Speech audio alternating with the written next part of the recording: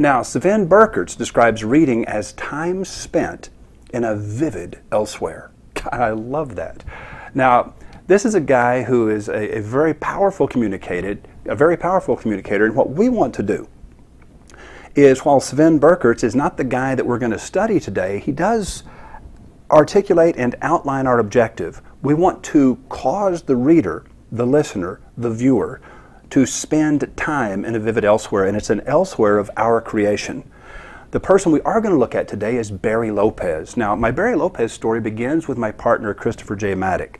About 6 weeks ago, Chris was at the Academy, and he made a statement in front of the room. He helps me teach the second day of the Magical Worlds curriculum in the afternoons. He said, you know, if a person cornered me and forced me to tell them who I thought was the best writer of the English language overall, pound for pound, it would have to be John Steinbeck. And I've always believed that myself. I just never knew Chris believed it. And so I pulled him aside at the end of the day. I said, wow, Chris, I didn't know anybody but me thought that. I never knew that you thought that too. And he said, yeah. And let me tell you who I'm reading right now. He said, Barry Lopez will blow you away. And so I bought all of the Barry Lopez books. And the one that we're going to look at some pieces of today is a story of essays called About This Life.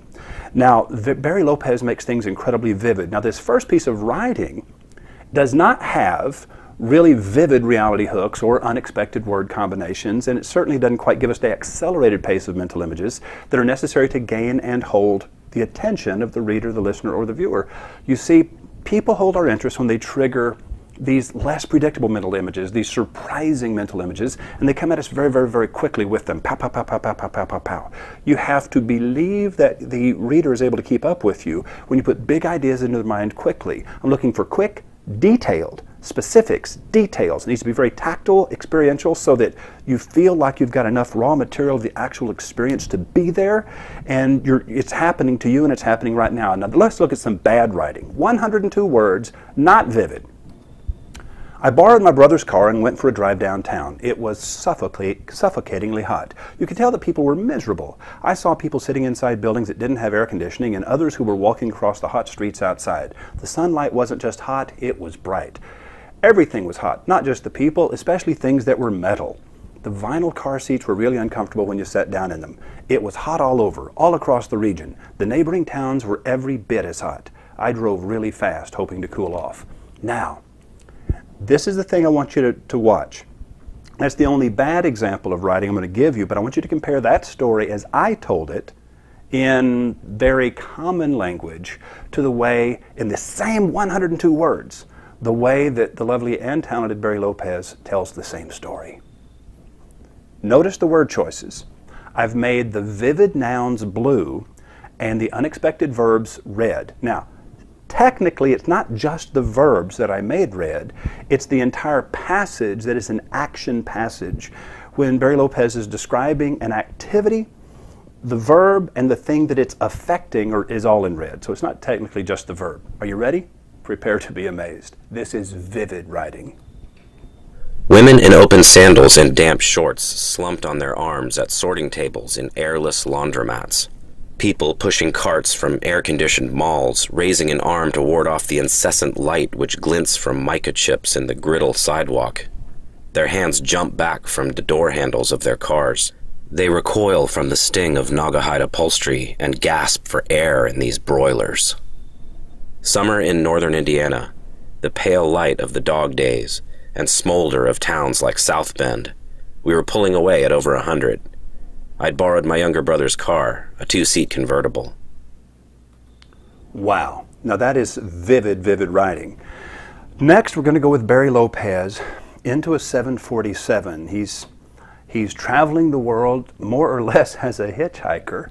And this is pretty fascinating stuff because, again, it's not the importance of what Barry Lopez is talking about.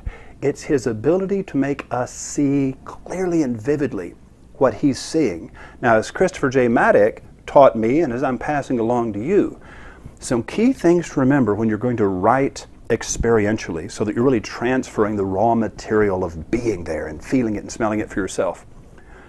Shapes, colors, and the names of things familiar things to the reader, familiar things to the listener, to the viewer. When you're naming something that they're familiar with, and you're naming shapes and you're naming colors and things that are familiar. Wow.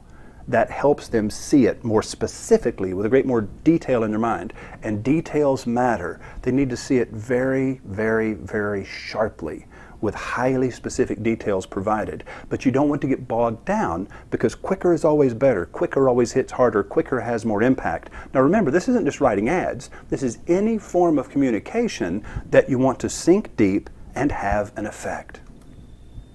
I take my place in the jump seat, assure the chief pilot that I am familiar with how to operate the oxygen mask and with my responsibilities in case of an emergency. We watch cobra strikes of yellow and blue light on the starboard horizon. Against the display of lightning, I hesitate to speak. I take in the instruments to learn our heading, the speed and direction of the wind, our altitude, the outside temperature. I'm aware of my faith in the integrity of the aircraft. I recognize the familiar, impetuous hurtling toward the void, a space to be filled only briefly, then to yawn again, hopeful and acquisitive. Out over the Atlantic, I lean forward and ask the captain how long he's been flying, which routes he knows best. 28 years, he says. He speaks of the South American and Caribbean routes. I think of the penguins 2 decks below, whose wings have become flippers, slamming them against the walls of their pens. And then one more. Let's go to Ecuador, specifically the Galapagos. I left for Quito with regrets. I'd eaten the flesh of blue lobster and bacalao from Galapagos' waters and enjoyed prolonged moments of intimacy with the place. But I had not, as I had hoped, had the days to climb Volcan Alcedo, nor had I seen a shark or a violent thunderstorm, but I knew that I would be back. It was not the ethereal beauty of the flamingos solely, or the dazzling appearance of a school of blue-eyed damselfish that now pulled at me. It was the fastness of the archipelago, the fullness of its life, and the juxtaposition of violent death that signaled that more than scenery was here. On the way to the Hotel Colón in Quito, the cab driver spoke about Galapagos with resignation and yearning. A number of Ecuadorians think of Galapagos the way Americans once dreamed of the West, a place where one might start life over, fresh. I told him about a young couple who had just opened a small restaurant on the hill above Puerto Ayora. I had had coffee there after a long hike. I sat by myself on the veranda, watching sunlight filter through the forest. Far in the distance I could see the pale ocean. I could hear birdsong, which sharpened an irrational feeling of allegiance, of fierce camaraderie, with the trees, the wild tortoises I had seen that afternoon, the vermilion flycatchers that had followed me. Now, that is Barry Lopez, and remember, the message itself doesn't dictate the style of the telling. The same techniques, I'm going to give you a couple more examples from people other than Barry Lopez, and it's going to really shock you that even though the tone, the context, and what would appear to be the style are radically different, totally different, the actual techniques are exactly the same. Now, this last thing from Barry Lopez is a very emotional passage. Now, we're going to highlight the interesting modifiers in green. Now, we generally discourage the use of modifiers, but Lopez uses them to great effect. He uses them sparingly, and he uses very unusual modifiers at very interesting places. Insofar as the dry valleys of Victoria Land are known to the rest of the world, they are known for their similarity, it is believed, to the rainless deserts of Mars. The Viking lander would have found no life on this ground either, and for a scattering of mummified creatures on the valley floors, mostly young crab-eater seals, and rarely a penguin or skua. No one is certain why the seals come up here. A good guess is that they are inexperienced. They wander up from the coast, sometimes traveling as far as 40 miles inland, hunching their way over gravel fields with, to judge from a few fresh trails that have been found, intractable determination. But it is travel utterly in the wrong direction. They succumb eventually to starvation on these errant journeys, but an animal dead for a decade may be so well preserved that it looks, as one approaches, as if it might move off. The taut skin of these desiccated animals feels smooth under the hand and hard, like water-polished stone. The wind freeze-dries their flesh. No predator bothers them. The faces, if they can be said to have an expression, are distraught, catatonic, with a sudden, horrible misunderstanding of geography.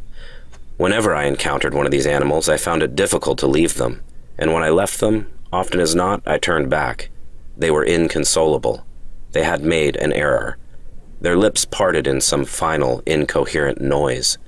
They had, most of them, died alone. Some lay with the clouded eyes of the blind, preserved for years in abject disbelief. Wow. Now, these two books about this life, written by Barry Lopez, and good poems collected by Garrison Keillor, not written by him, but collected by him.